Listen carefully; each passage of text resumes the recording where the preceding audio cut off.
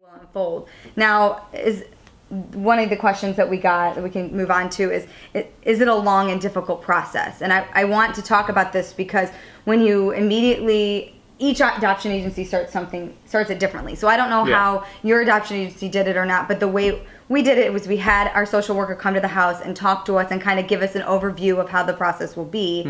And then once we went into the application and everything, I'll tell you right now that application took about, I would say, 3 months for me to fill out, for us to fill out, because it was so intricate and there was a lot. And I think that was of the entire process, other than, at the hospital, I think that was the hardest part.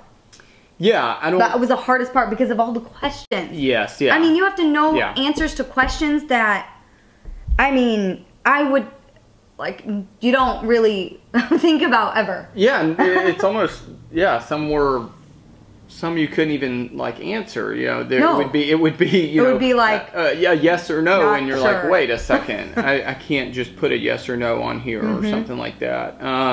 But yeah, that was the hardest part. Yeah. I think we probably could have hammered it down, and knocked it out sooner. But it's so important, and there's a lot to it where it takes some time to make sure. And you and I weren't on the same page in some things. Yeah, for sure. I mean, in full honesty. Yeah. And you have to be. Whenever you go through anything like this, or really, having a baby in general or getting married, you need to be on the same page. It would be ideal. That's a good idea. Yeah, it's ideal. So we took a while with the application because we'd get to a spot and we wouldn't agree, and we weren't going to move forward until we agreed, what we could take on. Because you do have to answer questions like, what type of diseases a child would have, or not just the child, but the birth parent or the parents of the birth parent. I mean, you had to answer if you would accept types of diseases from, and it was just, how important is this? And it's just stressful, and there's a lot that goes into it. Each question, even it not being, some crazy thing you can't decide on, but when you're just running through all of them, you're like, wow, her second brother's roommate has a heart condition. Is this hard? It just gets... Yeah, it gets old after a little while, so it's not easy to fill out. But that's the hardest part, I thought. Yeah, Because once you filled that out, once we got to a place where we were like, okay, here's where we're at, the rest of it was just education. The time education and waiting. Going. Yeah. And that goes into how long was the process. Now, with St. Mary's, we knew the average for them was about 1.5 years. I mean, there's families that waited longer, there's families that didn't wait as long. Yeah. But the average was about 1.5 years. And ours, from start to finish, from start of the application. We started the application in October, and Mila was born in November of the next year. Yeah. So it was a year.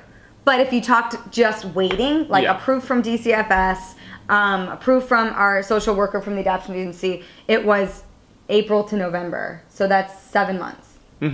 So that's not very long. No. That's not very long. So we were very blessed to not have that long of a wait than some people do. I know there has been really long waits. I worked with a coworker that was 6 years or something.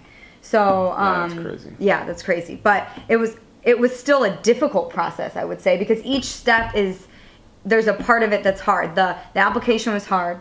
Because you kind of feel in certain ways when you choose something or you don't choose something that you're kind of a bad person. When you're not. You just have to tell yourself, this is what we can handle. We know our finances, we know our jobs, we know what you're comfortable with. You have family, you have some family here, you don't have some family here. Yeah. You know what you can take on. Yeah. So once you get that through your head and you pray about it and you come to peace with that, you move on to the next thing. The next thing was the waiting. Yeah. Waiting, and every month, thinking, okay, is this going to be it? Are you going to get the phone call? It was literally like, is my water going to break every single day? Yeah, and it wasn't necessarily we weren't kind of in the dark, but at the same time, you could go a while without not hearing anything, and so you just didn't know. Are we being shown? Yeah, are we being shown? Was it just...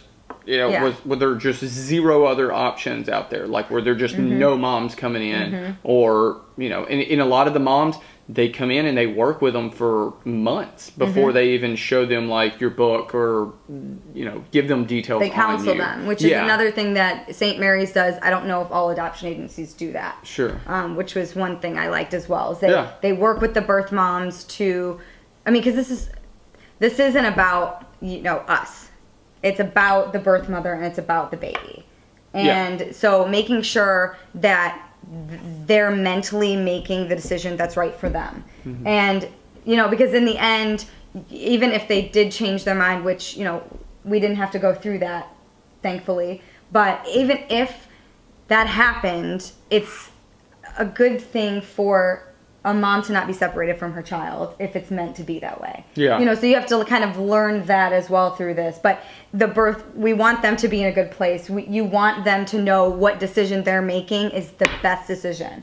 And so that's one thing with St. Mary's that they did, you know, but that's why they wouldn't show your book until really later on in their pregnancy, which is good because then you kind of feel like they know what they're doing, but at the same time, you don't get much time at all. Yeah, you don't. But yeah, it seems like they're more committed to it. You know, with it being early on, there's, you know, they could change their mind or, you know, a family member step up or something like that. So yeah, it being later is better. But yeah, it doesn't leave you a whole lot of time. We got a little bit. Yeah. We got more than I figured we would, for sure. Yeah. That leads to the next difficult part of it was, you know, you get that phone call. Yeah. And you are told this birth mother has picked you. And I'm sorry, I'll get emotional probably, but you have all this joy and you have all this excitement and you're like, wow, first of all, this birth mother liked us. Like, that is rewarding in itself. And then you get to the point where then it goes from, okay, we're picked, oh my goodness, we're going to have a child in how many weeks? Yeah. Okay, this is real too. I'm so excited.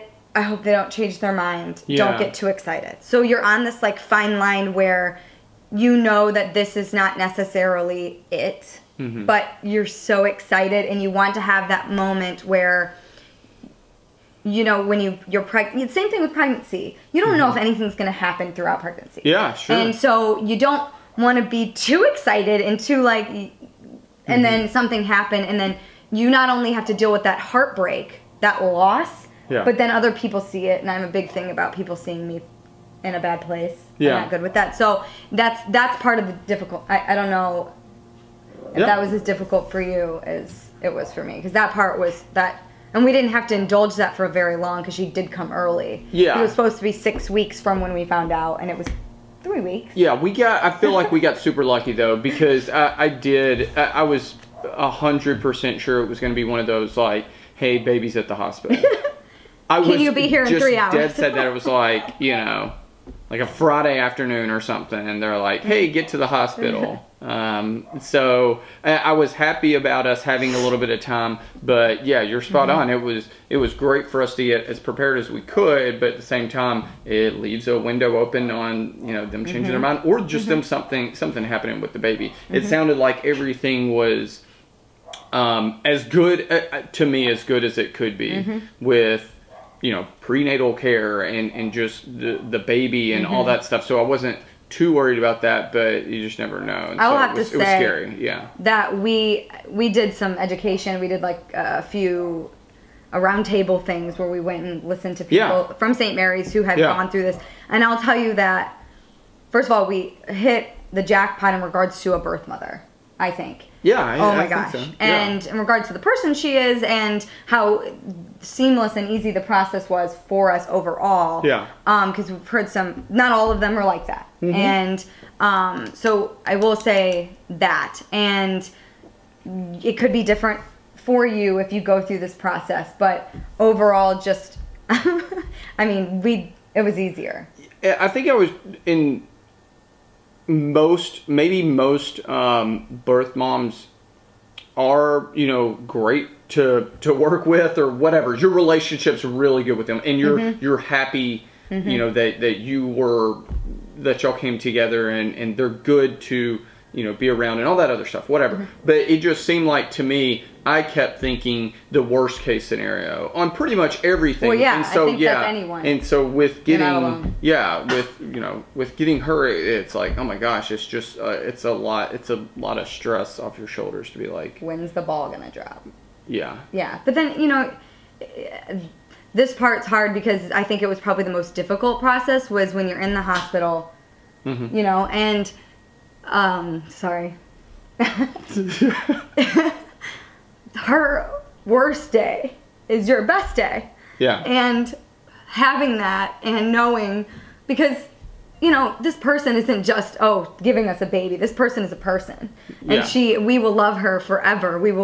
She will be a special place to us. But, I mean, hands down, other than the application, that was the hardest part, was seeing her and struggle and know super emotional. That this is hard, and she's doing such a selfless thing for her daughter that I will do everything in my power to make sure that she knows that and has that. But, you know, you got to be ready for that really hard, difficult moment. So each step throughout the process have its difficulties, but in the end, I mean, you have a precious life and you have an amazing, beautiful story that will continue, and it's different. And I love that about adoption is it's not, you know, it doesn't just stop with our daughter, Amila. It you know, it expands to her birth mother, and it expands to our family, and, you know, her gotcha day, and all of the exciting things that, you know, I would have never thought we'd ever deal with or have an experience in our life. So,